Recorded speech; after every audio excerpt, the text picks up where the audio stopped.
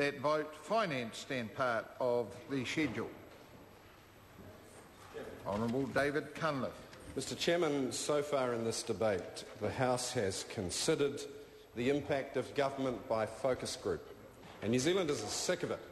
New Zealanders are sick of a situation where real lives are at risk and real families are under stress because this is a government that doesn't have a plan. This is a government that advances ideas, they call it kicking the tyres, sir. That is to put a potentially unpopular decision out in public, and when the polling tells them that a significant number of New Zealanders understand what's going on and don't like it, they backtrack. Now, in the short term, sir, that might be to tactical advantage, because the government might be able to save itself a few votes. But, sir, if you keep doing that, time after time after time after time, you get what we've got. And that is a country with no sense of direction, a business sector with confidence at some of the lowest levels on record, and consumer spending that is subdued because New Zealanders have got their wallets closed because they are afraid of the future. Mr Speaker, the Minister of Finance talks about rebalancing, and he's partly right. In our earlier debate, we noted the fact that part of his analysis about the slow growth of the tradable sector and the scarcity of capital facing New Zealand's firms is on the money. But that's where it stops, sir, because there is no strategy for how to deal with the very problems that the government has identified. If you are capital scarce, obtain capital. If you don't save enough, encourage savings. Don't cut KiwiSaver. Don't forget to put money into the New Zealand Superannuation Fund. And don't close the government's mind to the possibility there might be new, additional and different things to do that could have a substantial impact on savings, like, for example, beefing up Kiwi Bank rather than forcing it to go overseas to borrow yet more international debt so that Kiwis can recycle it into real estate. Here was a government that pledged to correct the imbalances of the economy, but only tiptoed with the property sector around building depreciation, and even then got it wrong, putting it on commercial property as well as residential.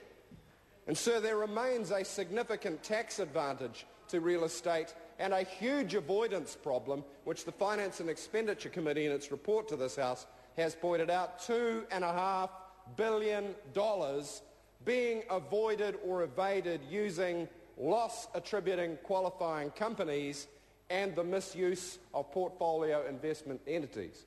But the government did not have the bottle to follow its own rhetoric and address that problem at source. And so what we have had, sir, and the Labour Party has been able to recite example after example after example, whether you call it kicking the tyres or a rolling maul or just a bloody shambles.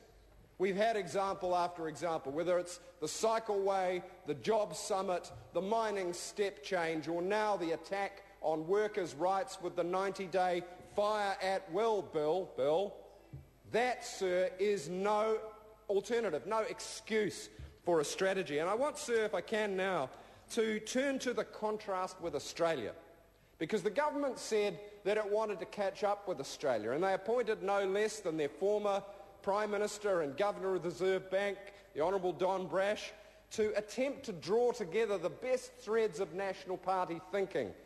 And you know, it was so good that Prime Minister John Key announced it dead on arrival before it was even published, because he said it was too extreme. Government by focus group got in the way of the underlying agenda, just in case Kiwis worked out what they meant and decided they didn't like it, because it was the same thing Ruth Richardson meant.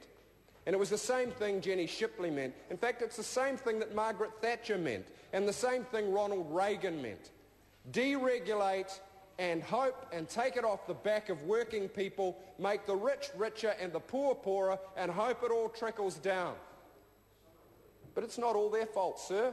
Actually, the left of politics, broadly speaking, needs to stand up and be counted for some old principles of our own, like equality is a good thing, like equality of opportunity for every New Zealand child matters.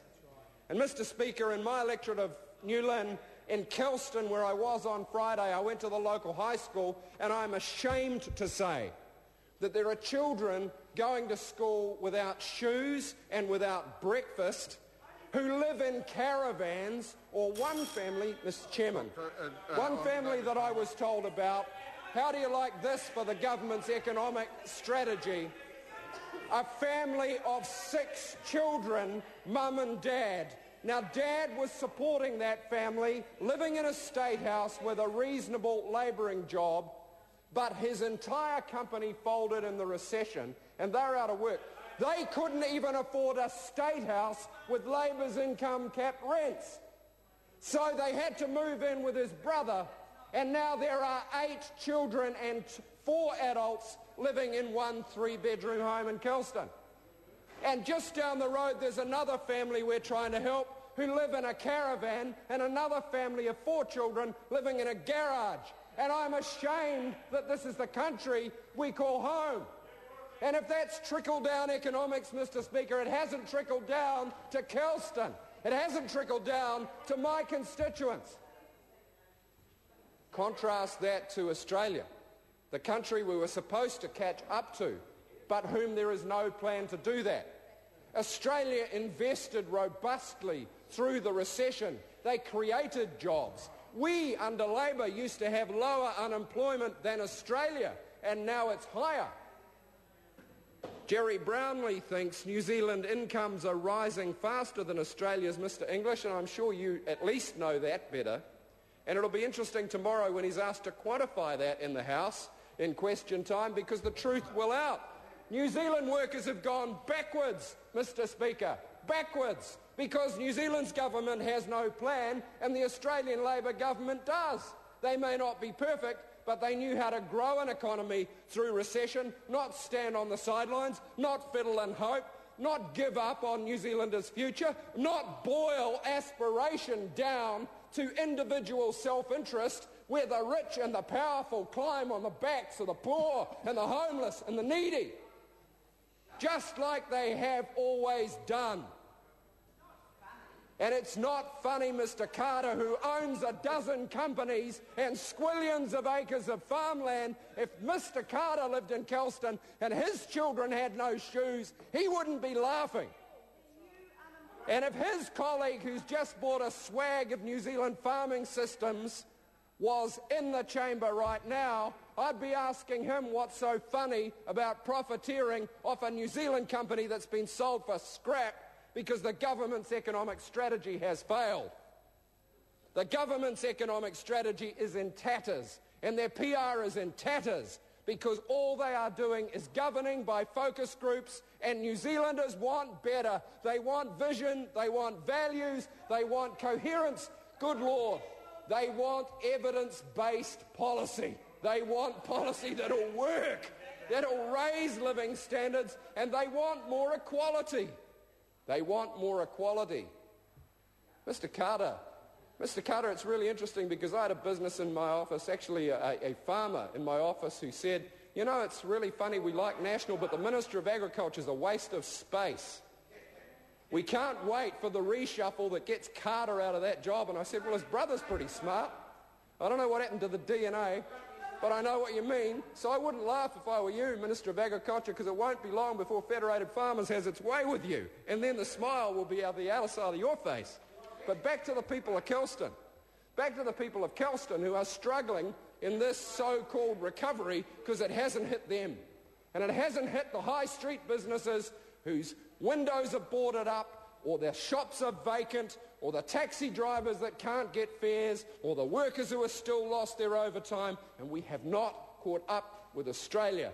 And it is not just the lack of a plan. It is the real life pain. It is the real life hardship of children going to school hungry, of children with no shoes and no books, and people having to wait for medical care that will get worse and worse, because it is not okay to create a haves and have-nots society. It's not the Kiwi way.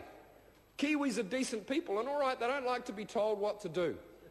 But they do think everybody deserves a fair go. Equality of opportunity and a plan for jobs and a plan for growth is what they expect of this government. And they're asking why they elected them and how long it'll be before they can get a coherent alternative.